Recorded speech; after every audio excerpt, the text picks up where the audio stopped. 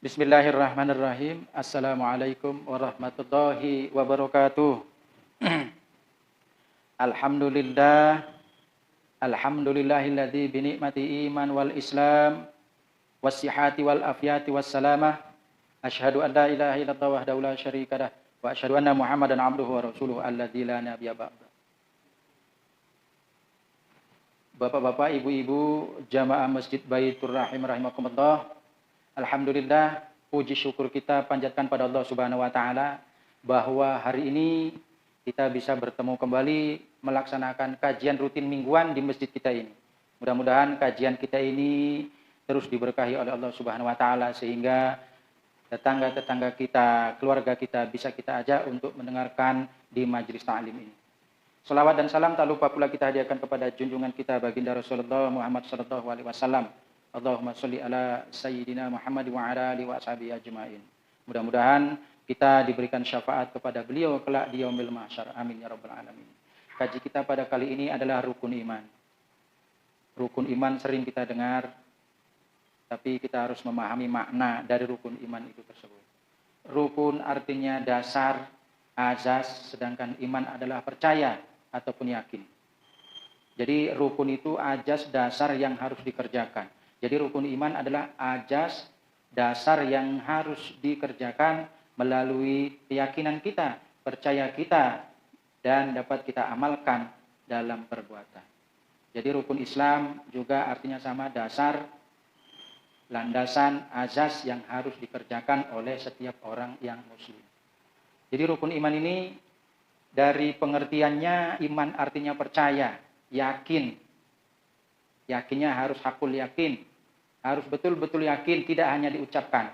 Karena al-imanu huwa tasdiqu bil qalbi wa taqriri bil lisani wa amali bil arkan. Iman itu harus dibenarkan di dalam hati. Kita harus membenarkan apa-apa yang terdapat di rukun iman di dalam hati.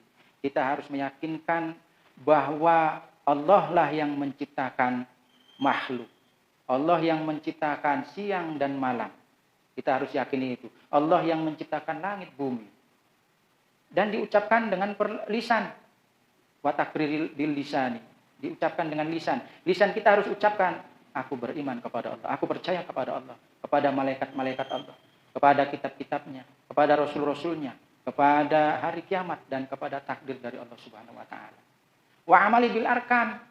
Dilaksanakan oleh atau dikerjakan, diamalkan oleh anggota tubuh. Bagaimana caranya? Ya melaksanakan perintah Allah dan menjauhi segala larangannya. Itulah kompleks antara pengertian dari iman tersebut. Kita benarkan dalam hati, tidak cukup hanya membenarkan. Dalam hati percaya kok aku bahwasanya Allah ini menciptakan langit dan bumi. Atau hanya dua, diucapkan dengan lisan, aku percaya kepada Allah, aku yakin kepada malaikat, tapi tidak wa amali bil arkan. Itu tidak jadi. Jadi harus diamalkan dengan perbuatan. Diamalkan, dikerjakan oleh anggota tubuh. Ya, seperti sholat 5 waktu itu merupakan menunjukkan keimanan kita yang dimanifestasikan atau diimplementasikan kepada perbuatan. Kita praktekkan kalau kita itu beriman.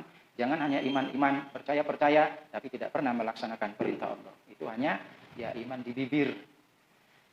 Lantas, apa saja yang termasuk rukun iman? Dalam hadis diriwayatkan bahwa suatu ketika datang seorang laki-laki pengembara. Dia duduk di hadapan Rasul, lantas dia berkata, "Akhbirni ya Rasulullah minal iman, akhbirni minal Islam, akhbirni minal ihsan." Ya Rasulullah, kabarkan kepadaku tentang iman. Karena pembahasan kita rukun iman. Jadi kata Rasulullah, "Al-imanu an tu'minuna billah wa malaikatihi wa kutubihi wa rusuluhi wal yaumil akhir wa tu'minu bil qadri khairihi wa syarrihi." Kata Rasulullah, iman itu dibentuk dalam 6 perkara. Pertama, beriman kepada Allah, beriman kepada malaikat-malaikatnya, beriman kepada kitab-kitabnya, beriman kepada rasul-rasulnya, beriman kepada hari kiamat, dan engkau mempercayai takdir yang datangnya dari Allah, baik takdir yang baik ataupun takdir yang buruk. Jadi ini harus kita yakini dan kita imani, yang 6 ini kita percayai, tidak boleh tidak percaya. Kalau kita satu saja tidak mempercayai dari rukun iman, maka kita sudah dikatakan orang yang tidak beriman. Sekarang kita beriman kepada Allah. Apa itu artinya? Beriman kepada Allah artinya kita meyakini dengan seyakin-yakinnya bahwa Allah itu ada. Kita mempercayai Allah itu ada. Kemarin kita bahas dengan makhluk ciptaannya, dengan kitab rububiyah, dengan sifat rububiyah, dengan sifat uluhiyah. Yang terakhir dengan asmaul husna. Kita yakini semua bahwa Allah lah yang menciptakan, Allah lah yang mengatur bumi, Allah lah yang menurunkan rezeki, menurunkan hujan. Dan kepada Allah sifat uluhiyahnya adalah iyyaka na'budu wa iyyaka nasta'in. Hanya kepadamulah kami menyembah dan hanya kepadamulah kami memohon pertolongan. Jadi tidak boleh kita percaya kepada Allah, tapi kita meminta kepada orang yang selain Allah. Berarti kita sudah ingkar, sudah kufur karena kita menyalahi daripada pengertian beriman kepada Allah. Kita harus mengenal Allah melalui sifat-sifatnya. Apa yang mengenal Allah dengan Asmaul Husna, Ar-Rahman, Ar-Rahim. Bagaimana Ar-Rahman itu? Allah Maha Pengasih. Semua makhluk ciptaannya dikasih oleh Allah Subhanahu wa taala. Pada orang yang taat dia Allah beri.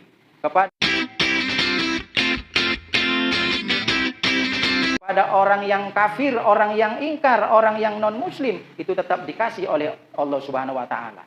Kenapa dikasih? Karena kita makhluk manusia itu ciptaan Allah. Kepada hewan Allah beri rezekinya tanpa dia menanam padi. Burung berangkat pagi, pulang sore sudah terisi perutnya dengan makanan yang dia usahakan pada hari itu. Padahal dia tidak pernah menanam padi, tapi dia setiap hari makan padi. Kenapa? Itulah rezeki yang Allah berikan. Jadi Allah Maha Pengasih. Tapi tidak semua makhluk ciptaan Allah itu disayang. Siapa yang disayang oleh Allah? Yaitu orang-orang yang selalu melaksanakan perintahnya dan menjauhi segala larangannya. Satu contoh umpamanya ibu-ibu. Kalau ditanya ibu-ibu, bapak sayang, bapak kasih enggak? Kasih. Apa buktinya? Setiap 1 bulan sekali atau seminggu sekali dikasih uang belanja. Nanti mau lebaran dikasih uang untuk beli pakaian. Dikasih untuk beli kue. Kalau ditanya, kira-kira bapak sayang enggak? Sayanglah Pak, katanya. Bukti sayang apa? Apakah bukti sayang itu Mbak bilangnya mama sayang? Atau dibelai-belai rambutnya itu bukti sayang? Bukan ibu-ibu, bapak-bapak. Bukti sayang bapak ataupun suami kita adalah ketika kita bangun pagi, bapak yang duluan bangun, dibangunkannya istrinya. Ibu bangun, udah subuh. Itu salah satu contoh bahwa suami kita itu sayang kepada kita. Bukan hanya manggil sayang kan hanya di bibir, pelaksanaannya tidak. Kalau ditanya, Bapak sayang, saya Ibu sayang. Buktinya apa Pak? Ya aku kasih Pak, manggilnya aja Pak, aku sayang. Jadi kalau panggilan itu bukan berarti diamali bil arkan. Jadi bukti sayang tadi apa? Tidak rela kalau suami ibu itu kelak. Kalau ibu itu akan masuk ke dalam neraka, itu tidak rela. Makanya setiap waktu sholat dibangunkan, diingatkan Bu, waktu subuh. Malam mau tahajud Bu, ayo tahajud. Nah, itulah bukti kita sayang kepada istri kita. Atau di pengajian seperti ini, Bapak, yuk Bu ada pengajian, ayo datang Bu. Ah, itu bukti sayang. Jadi kita harus bedakan bukti sayang dan bukti kasih kita kepada sesama makhluk. Kita mau praktekkan Asmaul Husna Rahman dan Rahim. Jadi kepada orang-orang yang tidak disayangi oleh Allah, yang tidak mau menyembah kepadanya. Sama ibaratnya Bapak punya peliharaan di rumah, umpamanya ayam. Bapak kasih enggak? Kasihlah, dikasih makan, dikasih minum. Bapak sayang enggak? Sayang. Apa buktinya sayang? Enggak bisa jawab. Kenapa? Kalau memang Bapak sayang, ayam itu tidak akan dijual, ayam itu tidak akan disembelih, ayam itu tidak akan dimakan. Jadi kepada hewan kita, yang namanya peliharaan kita harus kasih kepada peliharaan kita. Bagaimana gambarannya Allah itu terhadap makhluk yang diciptakannya. Makanya orang kafir, orang yang tidak mau mengerjakan perintah Allah, orang fasik. Nah, siapa lagi? Ya orang musyrik itu tetap dikasih oleh Allah, tetapi tidak disayang oleh Allah. Yang disayang siapa? Kitalah hamba Allah yang akan selamat di dunia maupun di akhirat. Yang rajin melaksanakan perintah Allah. Yang kedua, percaya kepada malaikat. Walaupun malaikat ini tidak pernah kita melihatnya. Walaupun malaikat ini tidak pernah nampak oleh kita, tapi harus ditanamkan di dalam hati kita bahwa malaikat itu adalah makhluk ciptaan Allah yang wajib kita imani. Minimal 10 malaikat yang wajib kita imani.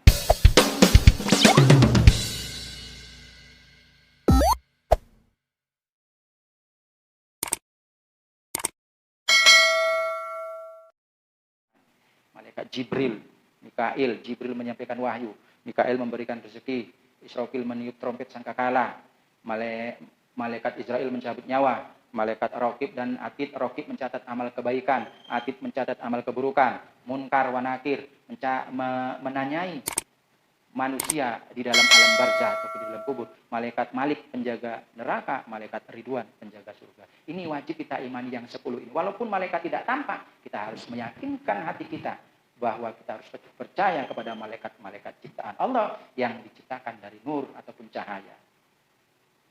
Yang ketiga, beriman kepada kitab-kitab. Beriman kepada kitab-kitab ini, kita harus meyakini bahwa kitab-kitab suci yang diturunkan oleh Nabi dan Rasul itu ada 4. Taurat kepada Nabi Musa alaihissalam, Zabur kepada Nabi Daud alaihissalam, Injil kepada Nabi Isa alaihissalam, dan Al-Quran kepada Nabi Muhammad sallallahu alaihi wasallam. Selain kitab suci, kita juga ada kepada Nabi dan Rasul itu diberikan suhuf. Suhuf itu artinya lembaran-lembaran. Kalau kitab suci tadi berupa buku, berupa kitab, tapi suhuf hanya lembaran-lembaran.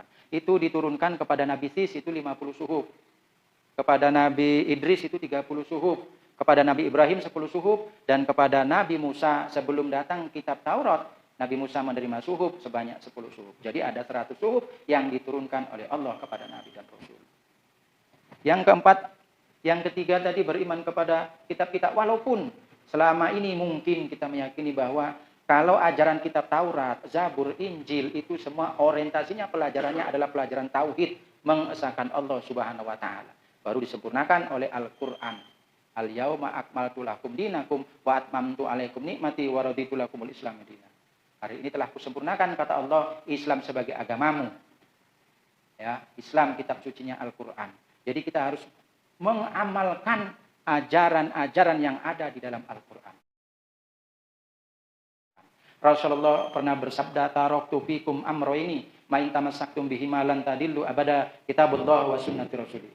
Kata Rasulullah, telah aku tinggalkan kepadamu 2 perkara. Jika kamu berpegang teguh kepada keduanya, maka engkau tidak akan celaka selama-lamanya. Apa itu? Al-Qur'an dan hadis. Artinya, kalau kita berpedoman mengamalkan ajaran Al-Qur'an, maka kita akan selamat di dunia dan akhirat. Bagaimana cara kita mengamalkan Al-Qur'an? Bagaimana kita bisa melihat, bagaimana kita bisa menghafal ajaran-ajaran yang di dalam Al-Quran kalau kita tidak bisa membacanya. Jadi yang pertama kita harus membaca Al-Quran.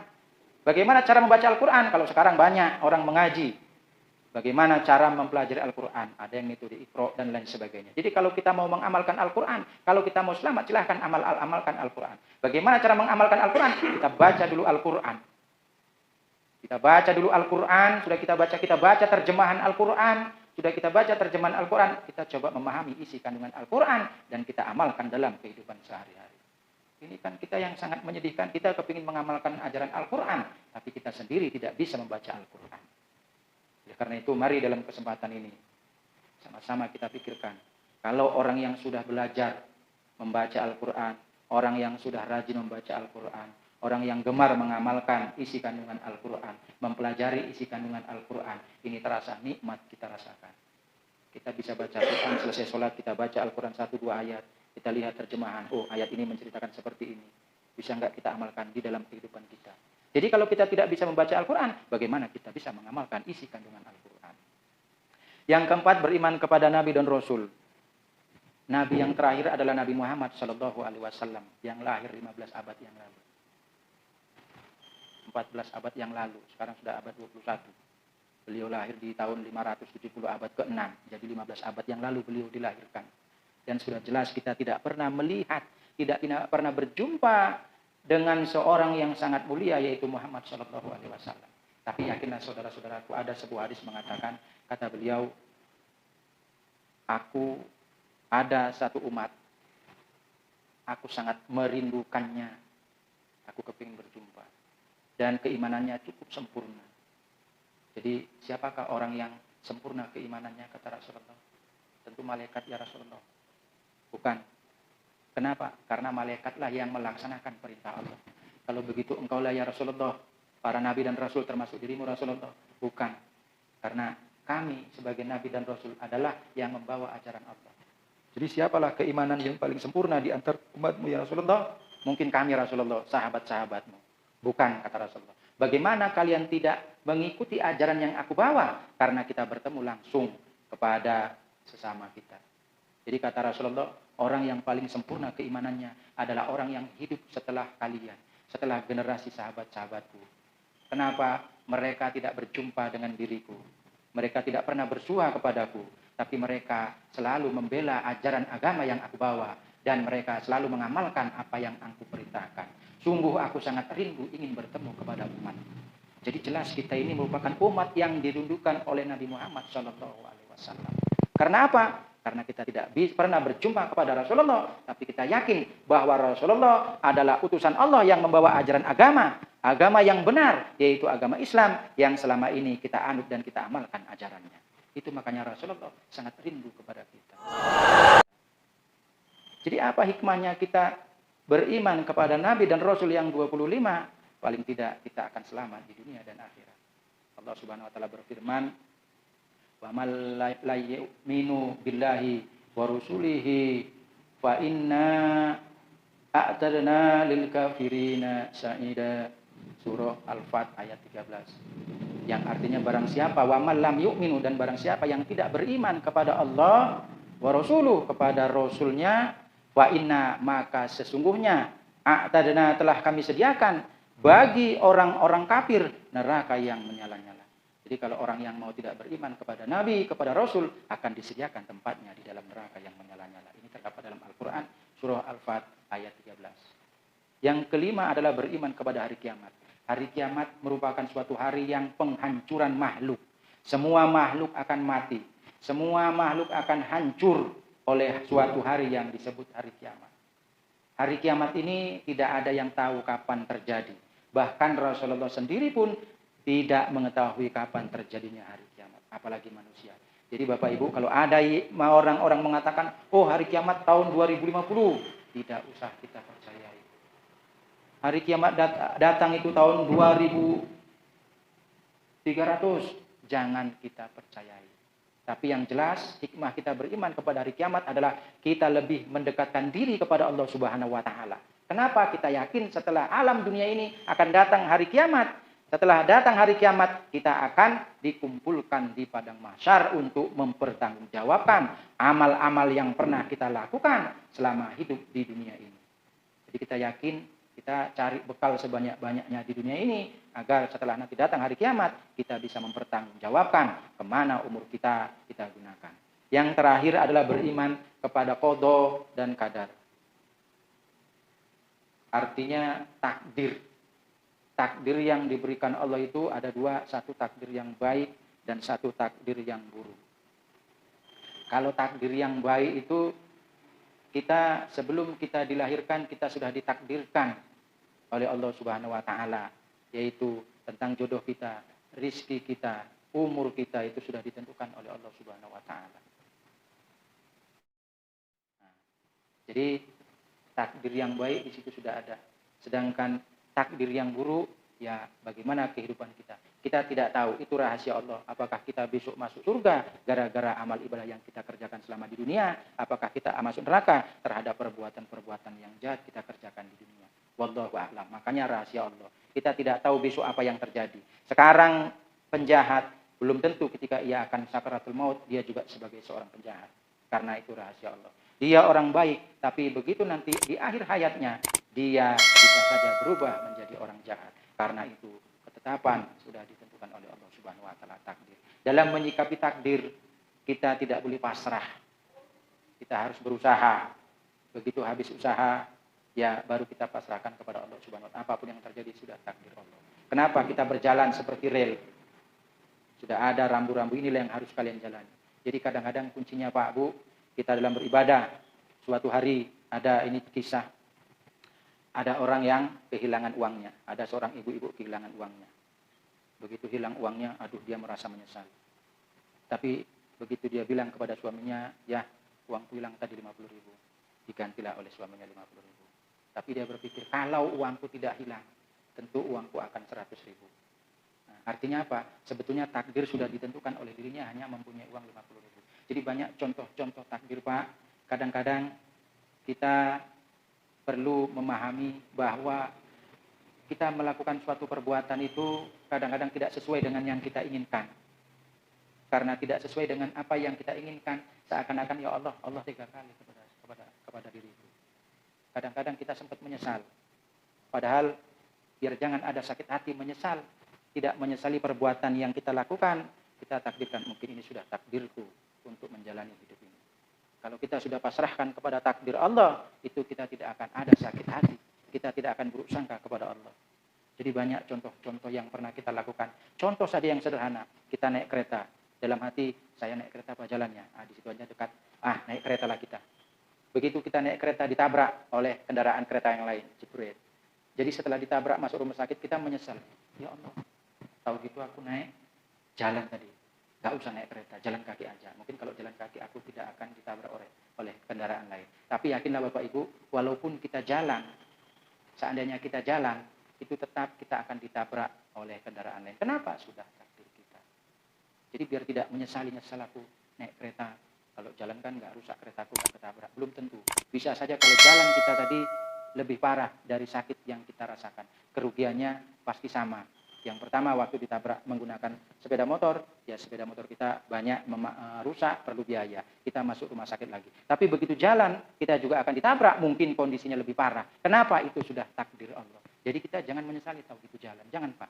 Seandainya pun kita jalan, yakinlah bahwa kita akan ditabrak oleh kendaraan lain. Kenapa? Itu sudah takdir Allah. Jadi itu cara memahami kita, bagaimana kita percaya kepada takdir, kepada ketentuan, kepada ketetapan yang Allah gariskan kepada diri kita sebagai hambanya. Intinya kita tidak boleh berprasangka buruk kepada Allah, kita tetap baik sangka dan kita yakin apa yang telah kita lakukan itu sudah ditakdirkan oleh Allah Subhanahu wa taala. Jadi kita tidak perlu menyesal ataupun bagaimana, seperti ibu tadi. Itu konsepnya Pak, sederhana. Sederhana. Saya kadang-kadang saya bilang itu, apabila akan melangkah, terus ada pertimbangan, ini jalan dari mana ya? Jalan dari sana. Atau jalan dari sini, udah jalan dari sana. Begitu jalan dari sini tadi, yang saya tujukan, rupanya kereta saya bannya bocor. Saya tidak mengatakan, tahu gitu saya dari sana. Kenapa? Seandainya pun dari jalan lain, tetap kereta saya akan bocor. Kenapa? Itu sudah takdir Allah Subhanahu wa taala. Itu. Kita tidak tahu apakah jalan ini bagus, ada pakunya atau enggak. Yang jelas itulah tadi sudah ditakdirkan oleh Allah Subhanahu wa taala. Tapi beda dengan kisah Umar. Kenapa? Umar ketika akan berjalan ke negeri Syam itu melewati satu kampung. Yang kampung tadi itu ada penyakitnya. Lantas dia motong arah. Ditanya apakah engkau ingin mengingkari takdir? Bukan mengingkari takdir. Aku berusaha, sudah tahu di sini ada penyakit, maka saya tidak mendatangi penyakit. Jadi kalau tadi sudah umpamanya sudah tahu ada jalan sana banyak rampok, ya kita jangan lewati jalan yang banyak rampok. Kita cari jalan yang lain. Kenapa? Kalaupun sudah takdir kita mau dirampok, dari sini pun tetap dirampok. Cuman kalau yang tadi ini sudah ada bahaya, ya kita hindari bahaya tadi kalau ada jalan yang aman. Itu saja Pak kuncinya. Jangan kita menyesali, ini aturan dari sini. Kenapa? Karena kita tidak tahu. Tapi kalau sudah tahu di sana bencana, ya jangan di sana kita berjalan. Contoh ini, Pak jangan dari terminal. Kenapa di sana banyak kejadian? Ya udah, saya tidak akan dari sana. Kan gitu. Kenapa? Saya sudah tahu di sana ada bahaya. Ngapain kita menjalani bahaya? Kecuali kita tidak tahu kalau di sana ada bahaya. Kita hanya pasrahkan kepada Allah. Itu kuncinya Pak. Jadi kita harus bedakan mana yang kita percaya kepada takdir. Kalau kita nggak tahu atau ada kejadian, kita cari jalan yang lain pun pasti kejadian tersebut akan terjadi. Tapi kalau ada nanti ini satu jalan yang banyak mudorotnya kita dari sana, maka kita jangan lewati jalan yang banyak mudorotnya. Kenapa? Ya inilah kita harus berusaha bukan untuk menghindari takdir, tapi berusaha untuk menghindari sesuatu kejadian yang tidak mengenakan. Demikian kajian kita pada malam hari ini, mudah-mudahan bermanfaat bagi kita semua, terlebih-lebih bagi saya sendiri sebagai yang menyampaikan. Intinya yang pertama, keimanan itu tidak cukup hanya di dalam hati, tidak cukup hanya diucapkan, tapi perlu dengan bukti yang kita laksanakan untuk membenarkan keimanan kita. Wa tasdiqu bil qalbi wa taqriri bil lisani wa amali bil arkan. Mudah-mudahan tiga ini ada dalam diri kita, maka keimanan kita akan sempurna dan mudah-mudahan Allah tetap memberikan cahaya nur kepada hati kita agar bisa melaksanakan apa yang diperintah dan menjauhi segala yang dilarangnya. Wabillahi taufiq wal hidayah. Wassalamualaikum warahmatullahi wabarakatuh.